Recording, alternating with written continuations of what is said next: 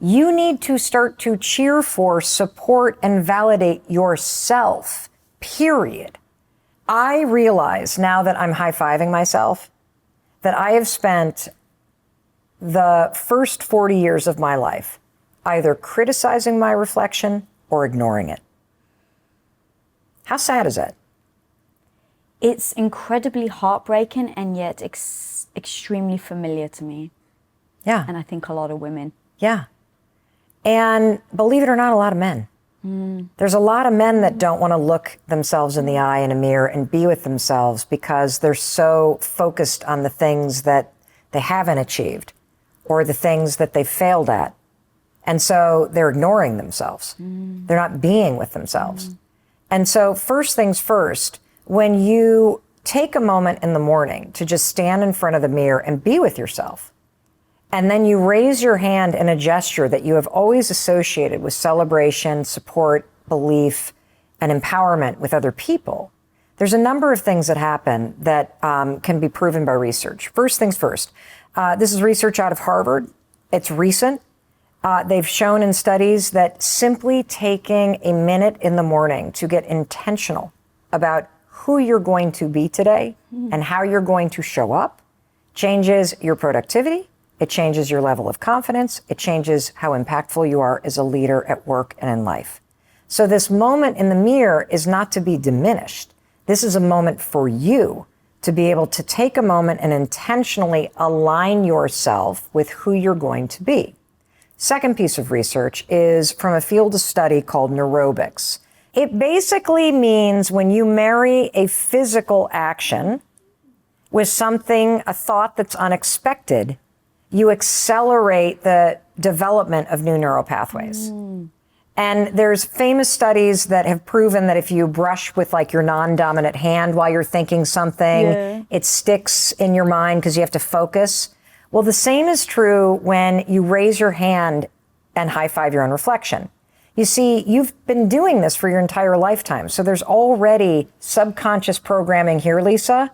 The second that you raise your hand like this, it is so programmed in your mind to associate belief, cheering, empowerment, celebration, with the high five itself, that it's impossible to go, God, I hate my neck. Boy, is that cellulite ugly. You can't do it because this part of the mind immediately takes over and does all the positive stuff with a high five. It's crazy. Try it tomorrow morning. You will not be able to criticize yourself. Now there's another piece of research around this, which is, when you do a high five, we did one, the first one we did, right? We didn't quite hit each other in the right, good smack. So what did we do? We did it. Correct. Because a good high five requires you to be present and intentional. Isn't that cool? Yeah. All of that in a little high five. And so what I started to notice was that I was in real time shifting my relationship to myself. Instead of criticizing the woman I saw in the mirror or ignoring her, I was developing a partnership, a trust, a sense of self-validation, I have my own back. I see you, Mel Robbins. We're going to have a great day today. We got this. No matter what it is that life is going to throw at us, you got this. That's how it all started. And then, of course, I put it on my story after a couple weeks of doing it, and people around the world started to post them pictures of themselves doing it, and then all of their stories started rolling in about the difference that it was making. There was one woman that said that she's been struggling with body dysmorphia for 20 years, cannot look in the mirror, and after 5 days of doing this, can stare at herself in the eyes with a grin. 5 days. 5 days. And the reason why is because of the lifetime association that you have with doing this for other people. So when you try this tomorrow, here's what I want you to do. Stand in front of your bathroom mirror and take a moment and just be with yourself for a second. And then if there's resistance to raising your hand and high-fiving your own reflection, what is that resistance? And here's some of the sad things that people are saying that I think ring true for all of us. I think most women can relate to this. I think guys tend to have a reaction that's more in the, I must be weak if I need this. When the fact is, if you've played team sports, you know damn well that there's nothing more motivating and there's no inspirational force that's more empowering than being cheered for by your teammates. That belief that they have in you transfers to a belief that you have in you. And so we know instinctively how powerful this is, and yet we have been trained to deny it to ourselves. That somehow if you have to empower yourself, you're weak. Bullshit. If you empower yourself, you're strong. You're smart. And so with women, and with men too, but I've found this to be the case with a lot of women, and this is super sad, that there is this belief that if I've done nothing that's worth celebrating, I don't deserve celebration. That I don't deserve celebration until I lose the weight and get to that number on the scale. Yeah. I don't deserve celebration until I get that job, until I'm dating somebody, until I buy that house, until I get through. And that's the opposite of what you actually need. You need celebration and support so that you can do those things that you deserve and you want in your life. And so here you are withholding the very thing that you need, support, celebration, love. You're waiting for somebody else to come waltzing in and give it to you, which they're not going to.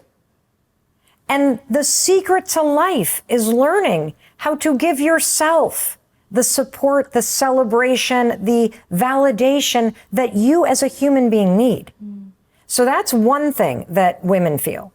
The second thing is this idea that if you are somebody that celebrates herself, you're a bitch, right? That there's something wrong with you if you call attention to you. And that may be because your mom, kind of didn't call attention to herself and was uncomfortable being the center of attention. Maybe you got the messaging that you needed to be seen and not heard. Maybe it got reinforced in your family that you're supposed to be the good one or the quiet one or the, nice one or the conscientious student or the this or the that there was a role for you to play. And that if you stand there and validate yourself, that somehow it means that you're not all those things that other people need from you. It's complete and utter bullshit. And let me tell you why. When you were born, celebration, validation, all of that stuff was hardwired in you. Literally. When you were learning to crawl, you saw a mirror, you would crawl up to that mirror. Have you ever seen a baby go to a mirror? They put their hands on it, they're looking at it, they love it, it's amazing. Love their face. That's in your DNA. That's what you are born. You're born to love the sight of yourself. Your life trained you that you're not supposed to do that. And so I'm on a mission to make everybody on the planet understand, because this is both for men and women. It doesn't matter where you are in terms of gender and or all genders that you identify with. Every human being has 3 fundamental emotional needs: to be seen, to be heard, and to be celebrated for the unique person that you are. We all love watching these videos go viral of caregivers coaching little kids to be like, I'm brave, I'm awesome, I'm this. And yet as an adult, somehow we think it's stupid to stand in front of a mirror and tell that to yourself. You fucking need to hear it. And you're sad because nobody in your life is telling you. It starts with you. The other thing that goes viral all the time are teachers standing outside of classrooms, right? Giving every kid an individual handshake. Why? Because that handshake alone makes somebody feel seen and acknowledged and supported. And I'm here to tell you, if you want that, and you do want that, you need it. It is the most powerful source of motivation on the planet to feel those things. It starts with you. And it can start every single morning with a simple high five in the mirror.